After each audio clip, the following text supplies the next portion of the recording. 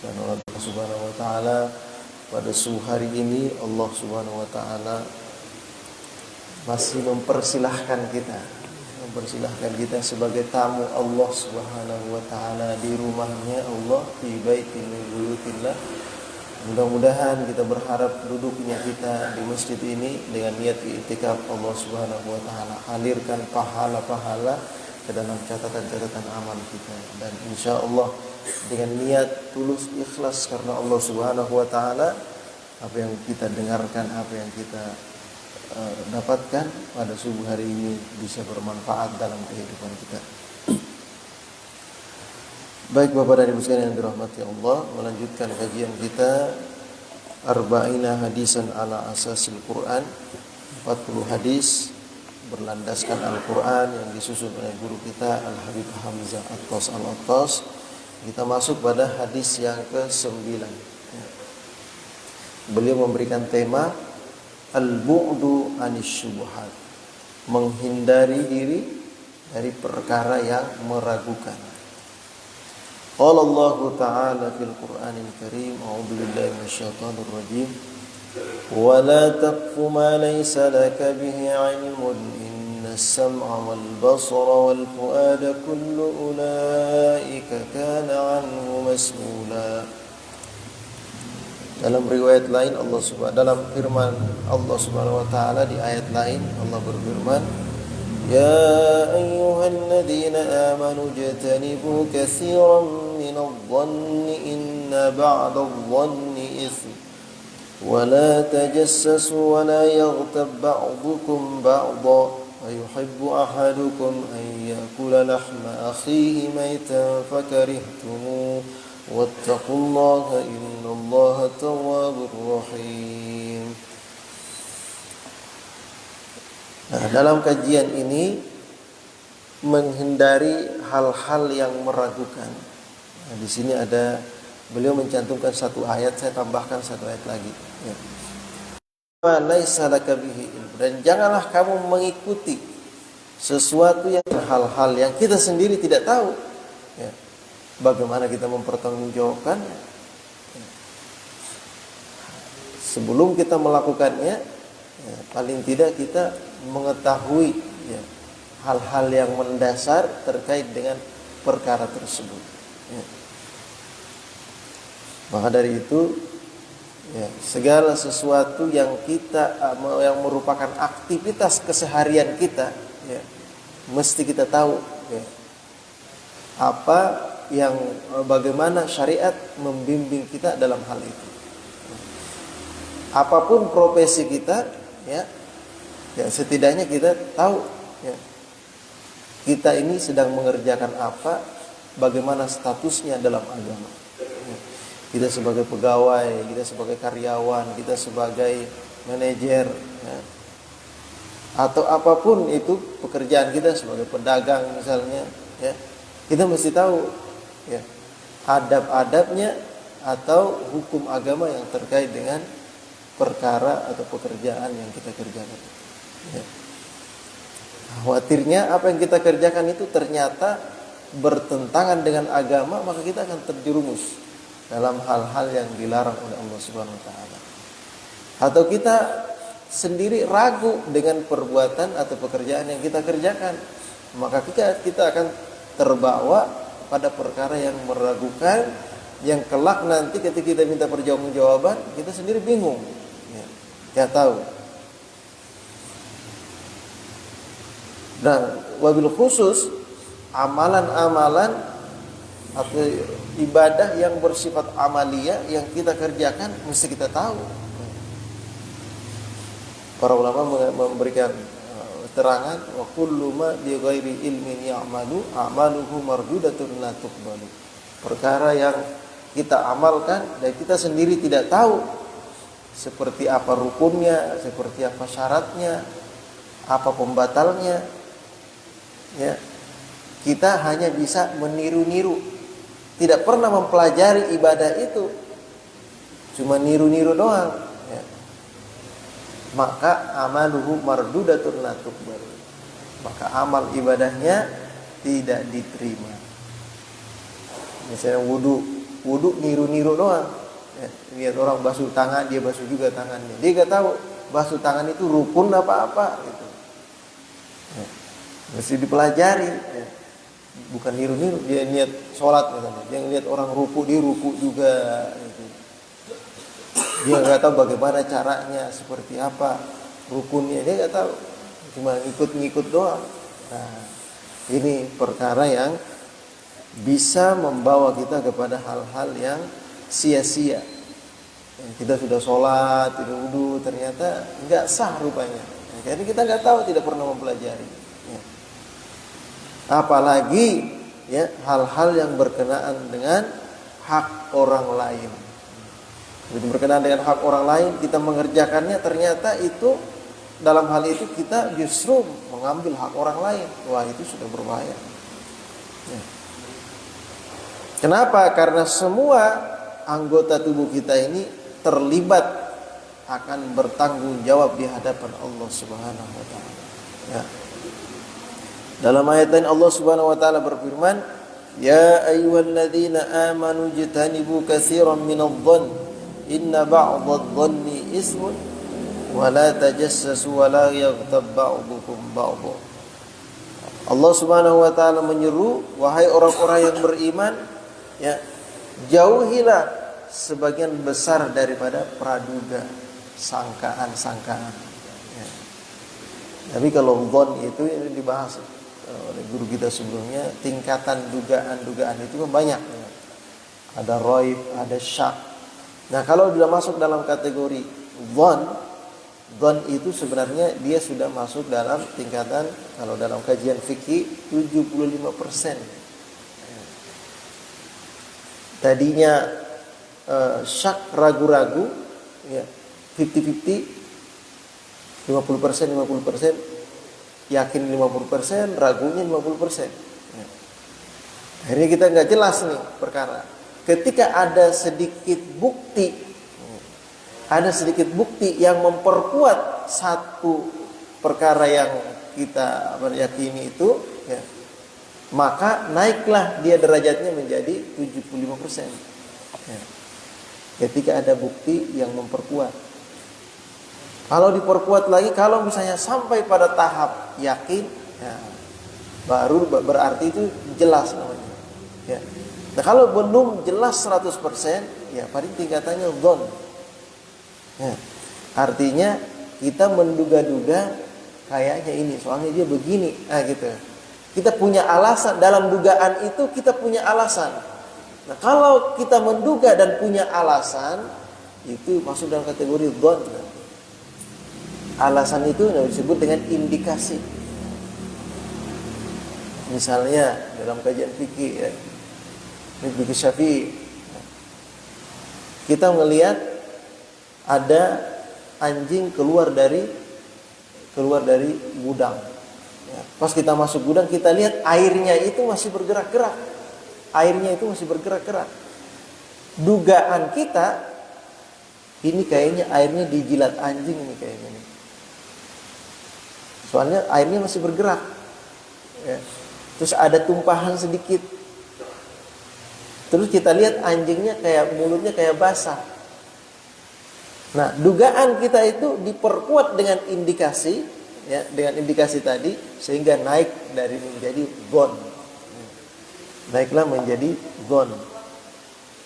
Dugaan yang diperkuat dengan beberapa bukti.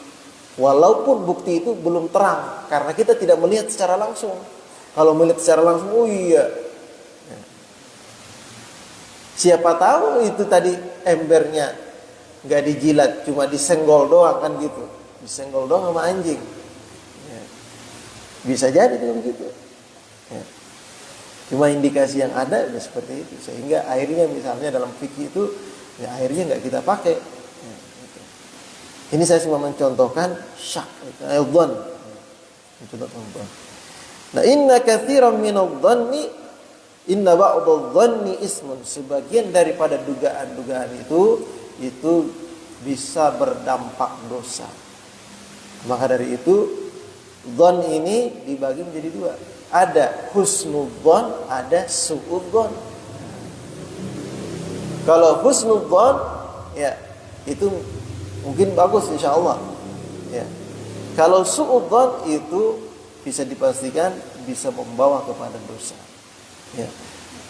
Bersuudzon baik itu kepada Allah atau kepada makhluk Allah Subhanahu wa taala. Ya.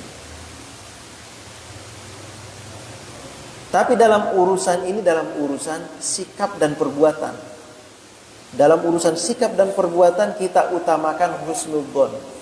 Tapi dalam urusan, ya, dalam urusan makanan kita utamakan suudzon.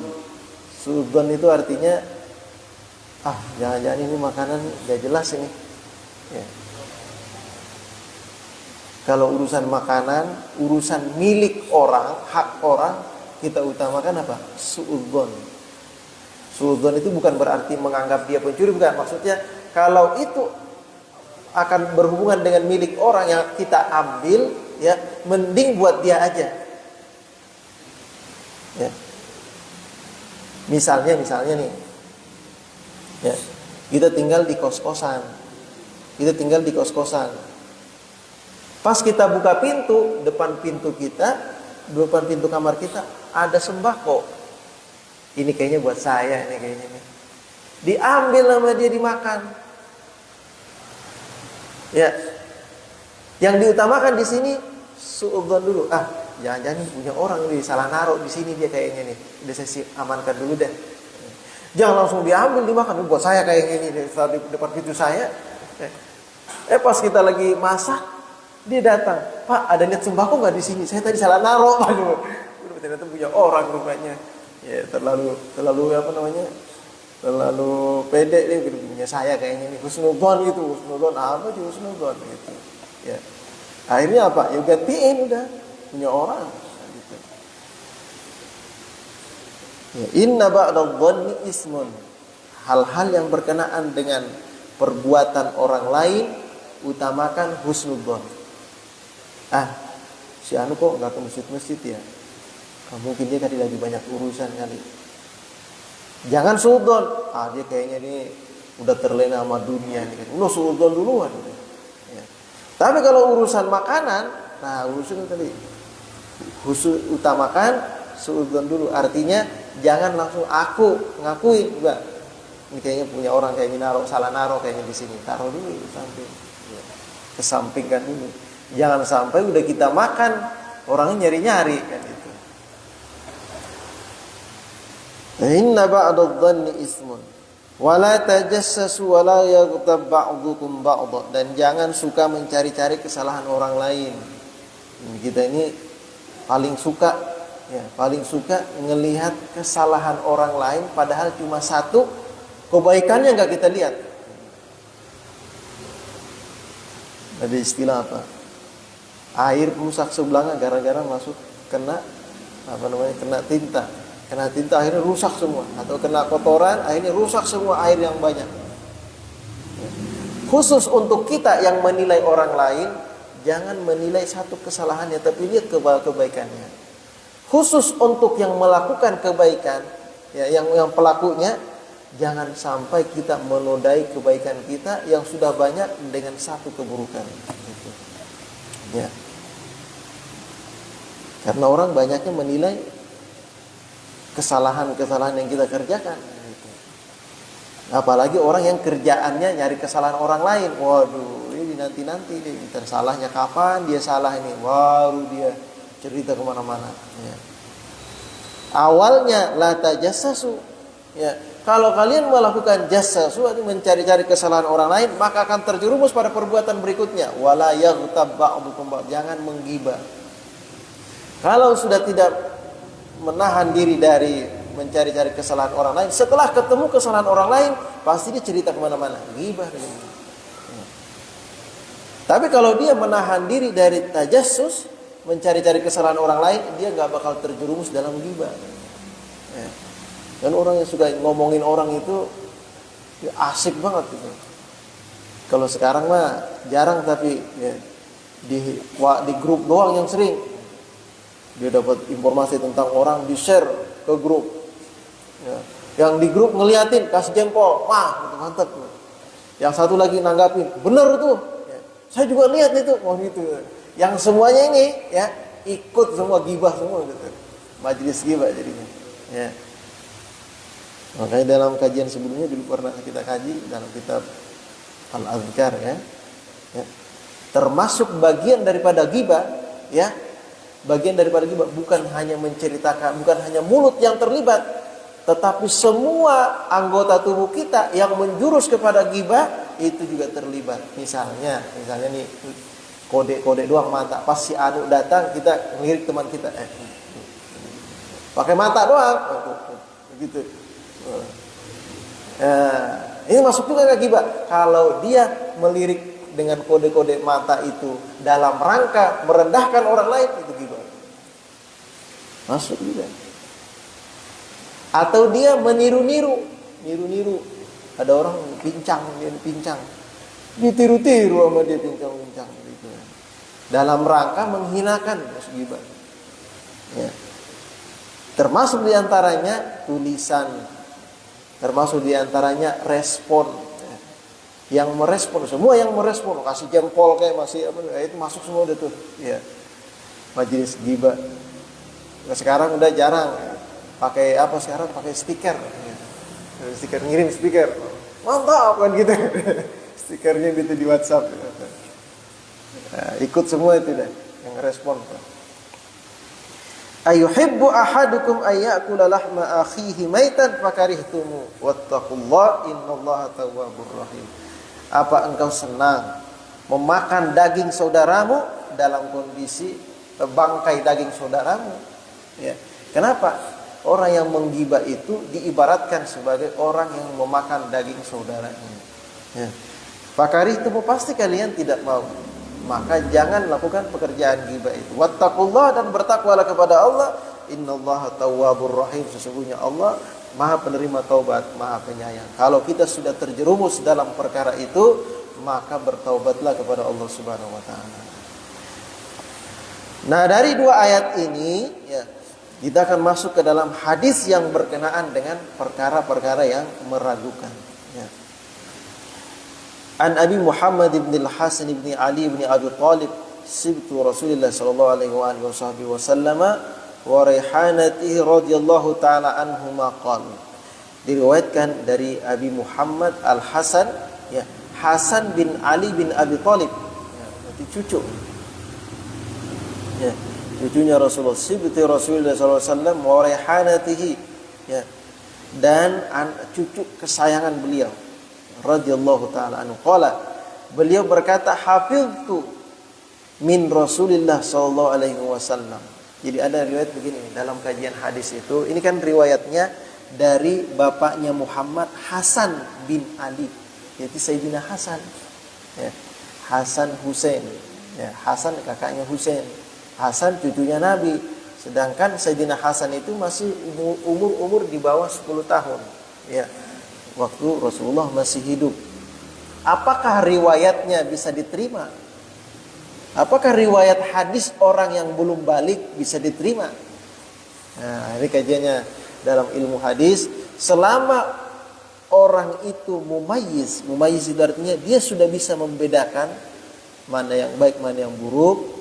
Ya, kalau dia dikasih api, dia dikasih air panas, dia tahu ini air panas, ini dia gak mau nyentuh dia. Dia tahu udah, berarti udah pinter nih anaknya. Nah, kalau sudah mumayyiz seperti itu, maka informasi yang dia sampaikan bisa diterima. Riwayat yang disampaikan Sayyidina Hasan ini diterima. Ya, karena Sayyidina Hasan sudah cerdas, sudah pintar. Dia bisa mengingat apa yang pernah disampaikan oleh Rasulullah. Maka itu beliau ketika menyampaikan hadis, beliau mengatakan, hafiztu min Rasulillah sallallahu alaihi wasallam. Saya pernah hafal satu kalimat dari baginda Nabi Muhammad sallallahu alaihi wasallam, kakeknya, ya. Apa kata kakeknya? Baginda Nabi Muhammad sallallahu alaihi wasallam, Rasulullah berkata, "Da' ma yaribuk ila ma la yaribuk." Ya.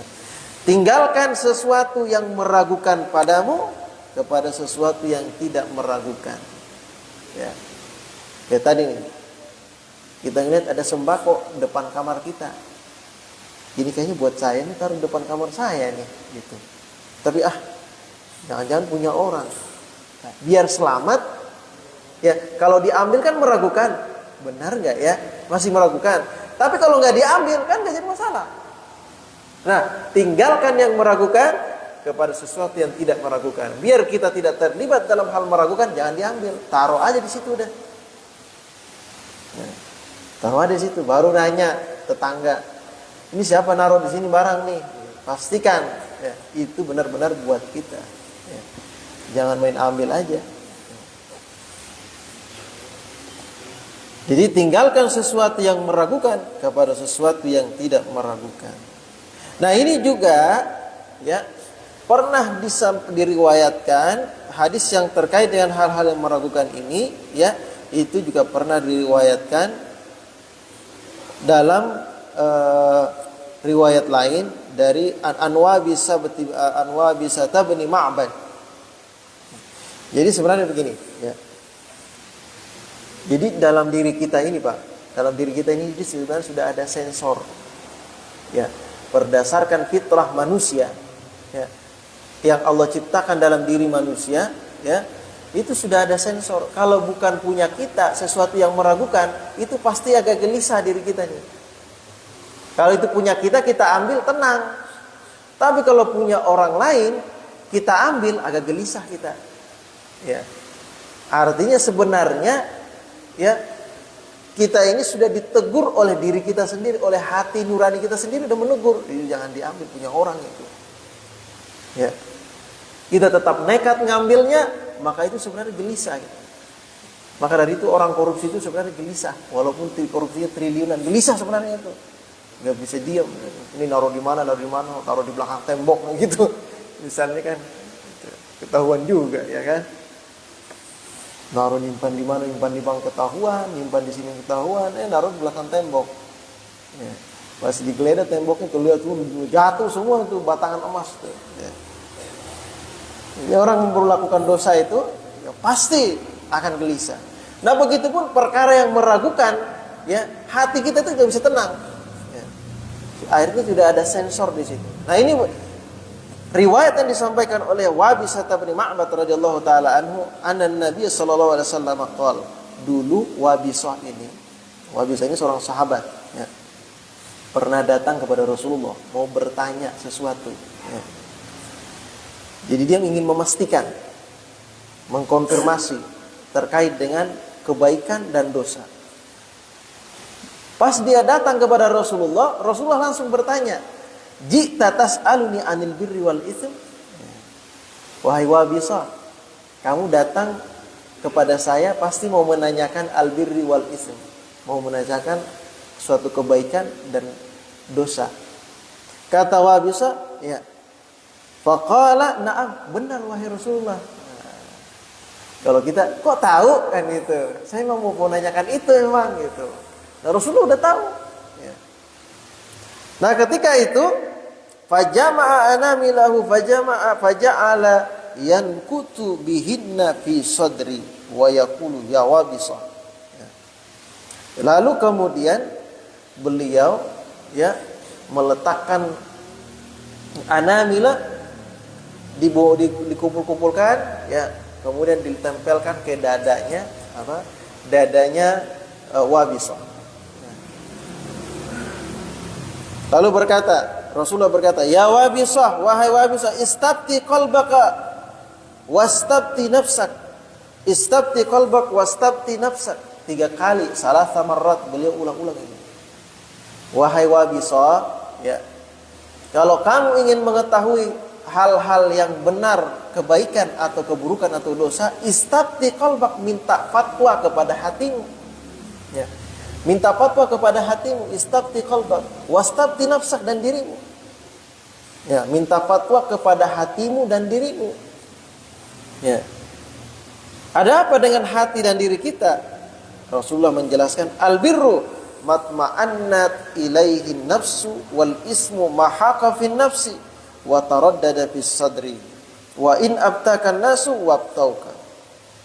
Kebaikan itu ya sesuatu yang merasa tentram dalam diri kita. Artinya kebaikan itu baik dari segi perbuatan. Kalau kita kerjain hati kita ini tenang, nggak ada gelisah, nggak ada rasa takut. Ya. Kalau kita makan ini barang, hati kita ini tenang, nggak ada bertanya-tanya, nggak ada rasa takut. Ya. Atau kita mengucapkan ini atau mengucapkan itu, hati kita tenang. Nah, itu berarti albir, sesuatu yang baik. Ya. Itma'annat ilaihin nafsu, jadi hati kita tenang. Ya. Sebaliknya, wal ismu ma haqa fin nafsi wa taraddada fis sadri. Keburukan itu, dosa itu sesuatu yang haqa fin nafsi, bergejolak dalam diri kita, ada yang ngeganjal, ya. Gak tenang diri kita nih, ya. Wa taraddada fis sadri, jadi bergejolak dalam dada kita. Benar nggak ya ini nggak ya? Mesti bertanya-tanya gitu. Ya. Wa in abtakan nas wabtauka, sekalipun orang bilang itu kayaknya punya ente dah. Ya. Orang-orang udah pada bilang itu kayaknya punya ente, tapi masih belum belum tenang diri kita ketika menerima barang itu. Maka jangan dikonsumsi dulu. Ya. Atau misalnya perbuatan, itu nggak apa-apa, udah kerjain aja udah. Gitu. Tapi kita masih ragu nih. Nah, ini namanya istabti qalbak, minta fatwa kepada dirimu. Kalau dirimu masih ragu, masih mengganjal, masih ada yang masih belum tenang diri kamu dalam melakukan pekerjaan itu, ketika ingin melakukan pekerjaan itu, maka jangan lakukan. Ya. Itu berarti ada sesuatu yang belum beres. Lakukan sesuatu kalau diri engkau sudah tenang, tentram, ingin mengerjakan perbuatan itu. Ya. Kan sering kita tuh, aduh, ini saya mau berangkat nih, tapi kok kayak gak enak perasaan gitu, ya. Berangkat gak ya? Itu. Nah, misalnya kita mau mengerjakan pekerjaan, aduh, ini ikut gak ya? Ada ngeganjal masih. Ya. Nah, itu berarti mesti kita perjelas lagi. Ya. Mesti kita perjelas lagi. Ikut atau tidak, atau kerjakan atau tidak, ya. Pastikan itu sudah aman, ya. Karena al-ismu, sesuatu yang berbentuk dosa itu, ya, mahaka fis sadri, sesuatu yang bergejolak dalam diri kita, wa taraddada fis sadri, dan itu akan terus berlangsung, ya, menjadi hal yang tidak jelas dalam dada kita, walaupun orang-orang mengatakan ya udah itu ini aja, itu punya kamu misalnya, itu kerjain aja udah itu misalnya. Kalau masih ada ragu dalam diri kita, jangan dikerjain. Ya. Dalam riwayat lain disebutkan albirru husnul khuluq. Namanya bir itu, kebenaran itu atau kebaikan itu, kebijakan itu, kebajikan itu, ya, husnul khuluq, itulah husnul khuluq. Segala sesuatu yang menyangkut akhlak yang baik itu pasti kebaikan. Itu pasti bir. Wal ismu ma haqa fi sadrik, sedangkan dosa itu sesuatu yang menggejolak dalam dirimu, dalam dadamu, ya, di dalam hatimu. Wa karihta ayat tali'a alaihin nas, nah ini yang paling ini. Dan engkau tidak senang kalau ketahuan, takut ketahuan, itu berarti dosa itu. Maling ada nggak yang mau ketahuan? Nggak ada yang mau ketahuan maling mah. Koruptor ada nggak? Enggak, ngumpet-ngumpet semua itu. Artinya itu semua dosa itu. Takut ketahuan itu berarti dosa itu. Jangan dilanjutin. Ya. Yang namanya dosa itu kahrita ayat tali'a alaihin nas, kau takut ketahuan. Takut diketahui orang. Itu berarti yang baik, yang enggak baik itu. Misalnya nih ada makanan. Ya. Kita lihat ini kayaknya udah enggak ada ini lagi nih. Kita ambil makanan itu, kita makan, tapi ngeliat-liat dulu kan gitu, takut ketahuan itu, jangan dimakan itu berarti, gak jelas itu berarti. Ya. Kalau itu punya itu yang halal, itu kita makan itu tenang gitu, gak perlu harus lihat ke samping kanan kiri, makan aja udah gitu. Namanya punya kita aman gitu kan, 100%. Kalau punya orang, kalau kita ngeliat kanan kiri kayaknya kita takut nih. Nah, jangan-jangan punya orang berarti itu. Ya. Nah, jadi sebenarnya dalam diri kita ini sudah ada sensor. Ya. Dan sensor ini ya itu merupakan fitrah manusia yang kalau kita asah, kita tidak memperturutkan, maka dia akan menjadi suatu naluri yang baik dalam diri kita. Ya. Bahasa kitanya udah punya firasat. Jadi kayaknya akan ada ini nih, ada firasat muncul. Tapi kalau itu dilawan, maka firasat itu akan hilang. Maka sensor itu akan hilang. Kenapa pencuri itu gak pernah takut lagi? Kenapa? Karena dia ngelawan hatinya. Semua orang yang pertama kali melakukan dosa pasti akan gelisah. Setiap orang yang mengambil hak orang pasti akan gelisah. Tapi kalau itu dilawan, ya, dan pekerjaan mencuri atau dosa itu berulang-ulang kita kerjakan, maka rasa itu akan hilang. Sensor itu akan hilang. Ya. Karena udah keseringan maling, udah gak pernah takut lagi dia. Ya, udah sering maling, udah dilawan soalnya hati nuraninya. Ya. Udah sering makan, sering korupsi misalnya, udah kan gitu. Asalnya ngambil 1 juta, ngambil 10 juta.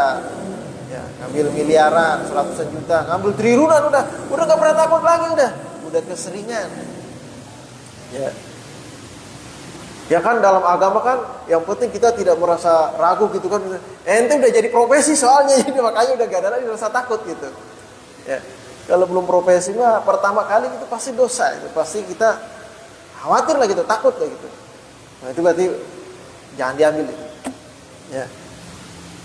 Bukan punya kita berarti. Jadi itu tadi ya. Sesuatu yang meragukan itu sebenarnya sudah ada alat sensornya dalam diri kita. Apalagi itu milik orang lain, hak orang lain, pasti hati kita nggak bisa tenang. Ya. Itu bisa dipastikan. Ya. Maka dari itu, ya kita berupaya semaksimal mungkin, khususnya hal-hal yang berkenaan dengan makanan, asupan, khusus untuk diri kita, anak istri kita, pastikan itu semua halal. Kalau itu meragukan, mending sedekahkan kasih orang lain. Ya. Daripada kita yang makan, kita juga ragu gitu. Jangan kita ragu, kita nggak makan, kita kasih anak kita yang makan deh. Anak kita itu nggak pernah ragu sama kita, istri kita nggak pernah ragu sama kita. Dikirain kita ngambil dari yang halal, nanti kita nggak haram juga. Kita menjerumuskan anak dan istri kita juga. Ya, kalau kita ragu, ya udah istri dan anak kita jangan dikasih. Jangan kita ragu, anak kita yang dikasih, dia yang kena imbasnya gitu. Ya. Baik, sampai di sini barangkali ada pertanyaan, silakan. Ya, silakan Bang. Waalaikumsalam. Ya. Kalau seorang dokter yang mempunyai profesi, Ya. dia mendiagnosa seorang pasien Ya. periksa, wah kamu sakit. Wah, kalau sakit, pasien pulang itu berpikir Ya. jadi bilang ada jantung, jadi memang ada jantungnya kan?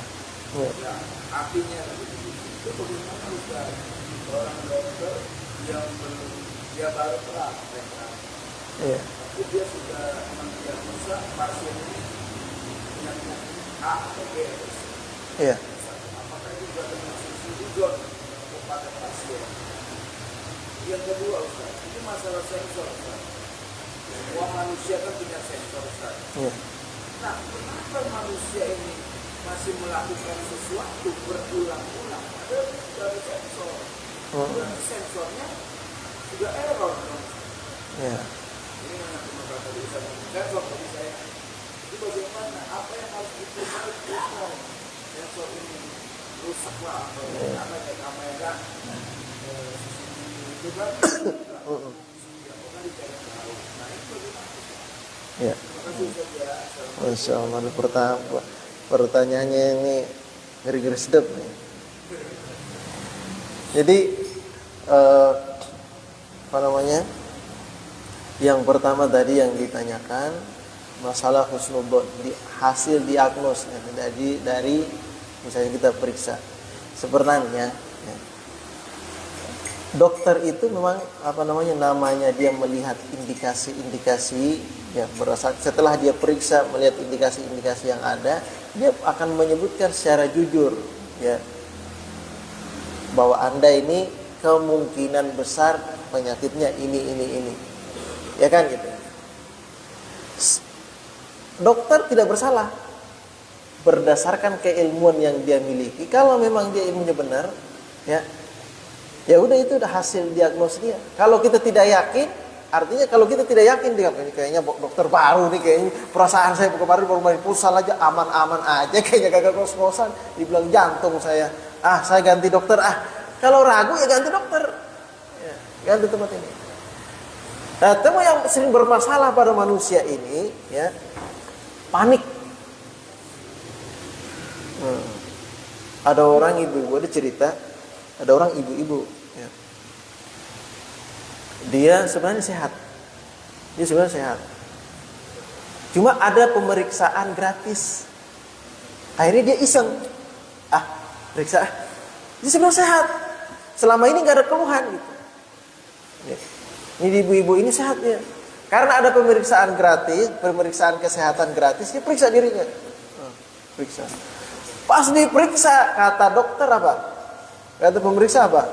Wah, ibu ini mengidap darah tinggi ini, Bu. Padahal selama ini dia sehat-sehat aja gitu. Ibu ini darah tinggi kayaknya nih. Ini darah tinggi kalau dibiarkan ibu, itu bisa berdampak kepada stroke. Jadi ibu harus menjaga kesehatan. Hati-hati untuk darah tinggi. Dia pulang dari dokter tadi itu, padahal dia senang-senang aja tadi itu. Ya, setelah periksa dia gelisah dia. Ya, kayak panik dia. Akhirnya dia datang ke ulama, dia datang ke kiai. Dia ngadu sama kiai. Karena dia gelisah ini kan, biar menenangkan jiwanya, dia ngadu ke kiai. Pak Kiai, tadi selama ini saya sehat-sehat aja. Tadi saya iseng-iseng periksa kesehatan. Ternyata kata dokter saya ini darah tinggi. Ya Allah, bagaimana saya nanti Pak Kiai? Kalau saya darah tinggi, saya ini kan single parent. Gimana anak-anak saya ini. Mengeluh banyak keluhannya gitu. Kata Pak Kiai, yang Anda keluhkan itu sudah terjadi belum? Belum sih. Nah, kenapa mesti khawatir? Belum juga apa-apa udah langsung panik duluan kan gitu. Kita ini kadang-kadang gitu kan. Suka panik kan orangnya kan gitu. Ya. Belum juga apa-apa udah panik duluan. Emang Allah bakal jadikan seperti yang kau duga? Belum tentu. Husnudzan aja dulu kepada Allah Subhanahu wa taala gitu. Terus berikhtiar, berupaya, berobat gitu. Jangan udah panik duluan udah. Itu yang bikin stres, tambah parah penyakitnya jadi kalau begitu gitu. Ya, ini kadang-kadang pasien yang suka ini kayak gitu. Ya. Jadi kalau kita diagnosis itu, ya itu artinya hasil pendapat dokter setelah memeriksa indikasi-indikasi yang ada dalam tubuh kita. Apa yang harus kita lakukan? Ya sudah, ikhtiar, berobat, sehat, bersujud kepada Allah sambil berupaya semoga Allah berikan kesembuhan. Tidak perlu panik gitu. Ini kadang-kadang yang bikin ngedrop itu apa? Paniknya itu yang bikin ngedrop itu ya. Itu yang pertama tadi. Yang kedua tadi, orang yang di dalam tubuhnya itu sudah hilang alat sensornya, artinya sudah ngerasa lagi kalau melakukan kejahatan itu udah nggak ngerasa salah lagi, ya. Nggak ada perasaan bersalah, udah nggak ada. Ya. Udah biasa ngambil punya orang, udah nggak ada lagi perasaan bersalah. Bagaimana cara ngobatinnya? Cara ngobatinnya serahkan kepada bengkelnya. Kalau handphone rusak bawa kemana? Ya bawa ke tukang servis lah. Ya. Sekarang pertanyaannya, yang mengetahui diri kita ini 100% siapa yang mengetahui? Siapa yang menciptakan? Ya Allah Subhanahu wa taala menciptakan. Maka jalan satu-satunya untuk mengembalikan fungsi dalam tubuh kita ini sensor biar aktif lagi, bawa berzikir kepada Allah. Ya, bawa berzikir kepada Allah, itu berarti kurang zikir itu. Ya, ibadahnya kurang itu. Salat yang benar, banyak berzikir. Di antara bagian daripada berzikir banyak baca Quran agar alat sensor itu kembali lagi. Cara servisnya badan kita ini, bagaimana cara nyervis badan kita ini biar menjadi aktif, alat sensornya aktif lagi? Karena kita nggak tahu Allah ada di mana dan seperti apa, tapi Allah berikan cara gitu. Caranya apa? Ya, Caranya dengan memperbanyak berzikir pada Allah. Ya. Jadi kita perbanyak berzikir pada Allah, insya Allah Allah akan aktifkan semua yang ada dalam tubuh kita ini, ya. Sehingga tidak heran nah, sebagian besar ulama-ulama yang sufi, artinya dia menjaga dirinya, ya, menjaga makanannya, ibadahnya. Tidak heran mereka semua ini orang-orang yang bersih jiwanya. Ketika kita datang kepada beliau, belum kita bertanya, perasaan kita udah tenang. Pas kita bertanya, beliau ngasih jawaban, kita jadi tenang gitu, tentram gitu. Firasatnya itu sudah bersih, sudah sering diasah. Nah, jadi begitu, seperti itu Pak Mulis. Ya. Kalau kita ini termasuk orang yang selama ini suka cuek kan gitu, ragu-ragu, nggak apa-apa lah, langsung terus aja lah gitu kan. Ya. Ternyata itu salah, maka perbanyak berzikir pada Allah. Mudah-mudahan firasat kita ini menjadi lebih baik lagi. Gitu. Ya, alasan saudara. Ada pertanyaan lagi mungkin? Ya.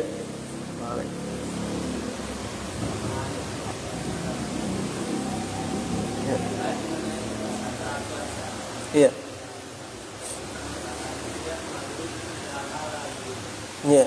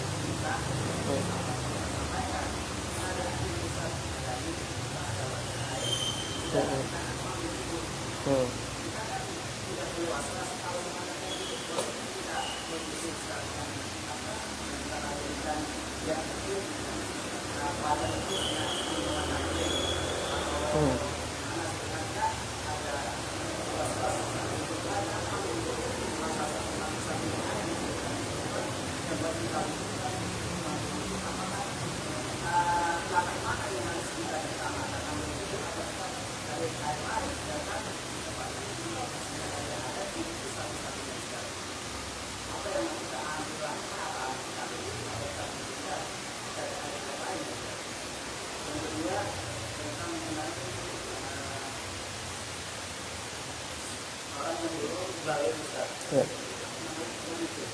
Mumayyiz, ya.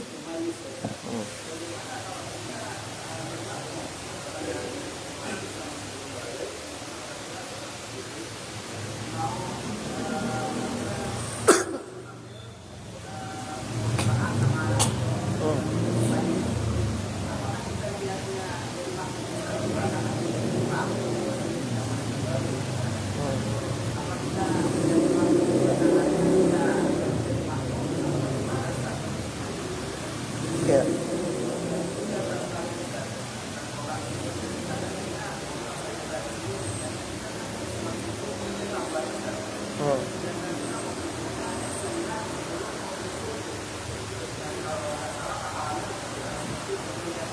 Iya.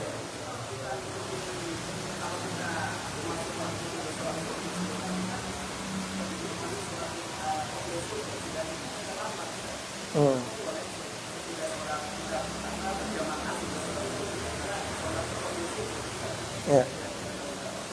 Ya. Baik, pertanyaan pertama. Misalnya kasusnya kita melihat anjing, tapi kita belum melihat dia menjilat kan? Kita hanya memprediksi kayaknya nih dijilat nih. Kayak contoh yang saya berikan tadi di awal. Ini soalnya anjingnya mulutnya basah. Terus air di ember bergerak-gerak kan gitu. Tapi kita nggak melihat dia menjilat atau tidak. Akhirnya kita ragu. Di sisi lain kita sedang membutuhkan air kan, itu air satu-satunya. Kalau mau dapat air berangkat lagi ke sono jauh gitu. Ya. Nah, dalam hal ini, dalam konsep ragu-raguan, ya ada istilah begini. Ada kaidah ini. Al-yakin la yuzalu bisyak. Perkara yang meyakinkan tidak bisa dihilangkan dengan adanya keraguan. Contoh, ya. Ini tadi air bersih, gak ada najis. Saya sendiri yang naruh di situ. Ya. Bersih kan? Yakin bahwa itu suci kan? Tiba-tiba pas kita mau ngambil air itu, kita lihat anjing pas dari sana, dari tempat air itu. Ya, kita lihat anjingnya mulutnya basah. Ya, airnya ada bergerak. Tapi kemungkinan basahnya itu kita nggak tahu, kan tidak bisa memastikan juga. Pertama tidak bisa memastikan bahwa anjingnya itu menjilat. Yang kedua, ya, kita tidak bisa memastikan bahwa ember yang bergerak itu karena bekas jilatan dia. Bisa jadi air yang di ember itu disenggol sama dia. Karena kita tidak melihat, maka kita ambil yang yakin. Pertama yakinnya ini air suci. Timbul ragu-ragu karena ada anjing arah ke sini, kita lihat itu. Keraguan itu semakin kuat karena itu airnya bergerak gitu. Ya, yang bikin ragu. Tapi keraguan kita ini tidak bisa mengalahkan sesuatu yang yakin sebelumnya. Kita kan yakin ini masih bersih. Ya, selama kita tidak melihat anjing itu menjilat, berarti itu masih bersih harusnya. Ya, adapun indikasi tadi masih bergerak, bisa jadi kesenggol kali. Ya kan? Ya, pakai yang ini. Contoh lagi, al-yakin la yuzalu bisyak. Kita sholat. Pas kita sholat, kita prasangka kita ini udah 3 apa 4 ya, gitu. 3 apa 4 ya. Kalau kita ngambil 3, pasti masih ragu-ragu, jangan-jangan 4. Ya kan itu. Tapi kalau kita ngambil 4, insya Allah udah gak ragu lagi. Gitu. Karena kalau lebih kan gak apa-apa. Kalau sholat kita lebih rakaatnya itu karena lupa, ya gak apa-apa. Tapi kalau kurang mesti nambah, gak sah. Kalau kurang mah. Ya, maka dari itu kalau ragu-ragu 3 atau 4, ambil 4. Ya, biar gak ragu lagi. Itu tambah aja bro. Biar gak ragu lagi. Ini artinya al-yakin la yuzalu bisyak. Ambil yang yakin. Ya. Nah, misalnya juga contohnya lagi. Contoh al-yakin la yuzalu bisyak. Wudu, tadi saya udah batal apa belum ya? Tadi saya wudu, udah batal belum ya? Belum arti itu.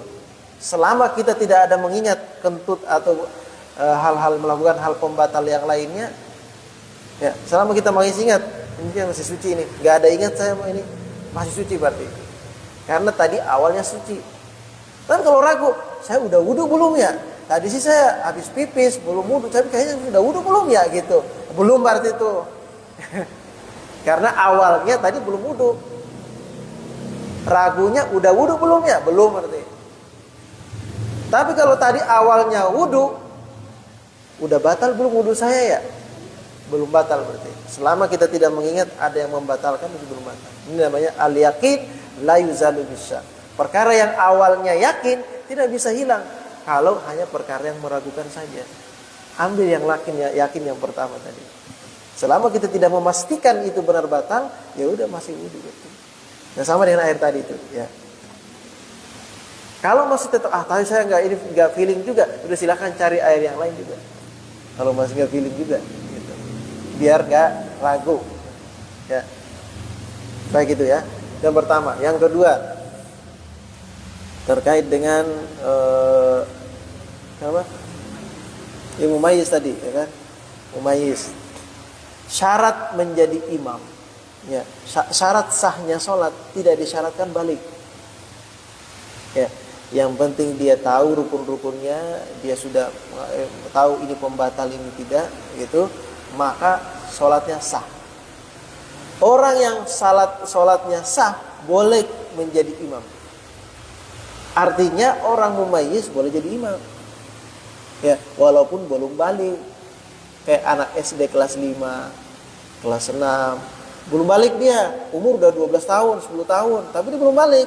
Tapi dia udah pinter, udah tahu rukun-rukun sholat, udah tahu dia membatalkan sholat apa, sholatnya sudah bagus. Ya, kalau dia sudah mumayyiz, udah pinter, ya, boleh kita bermakmum. Ya. Tapi kalau kita masih ragu, contohnya masih ragu, ya, dia baru kelas 1 SD. Udah pinter sih, dia baru kelas 1 SD. Ya, saya kayaknya belum yakin kayaknya sama dia nih.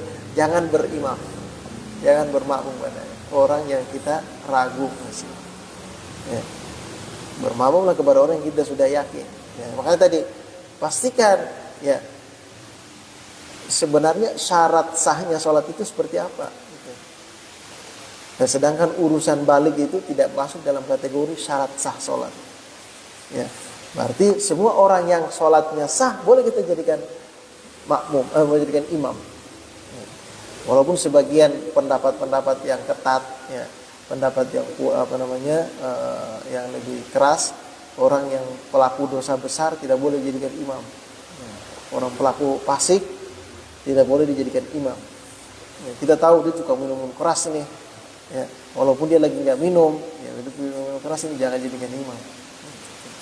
Ya, yang kedua, yang ketiga tadi apa tadi ya?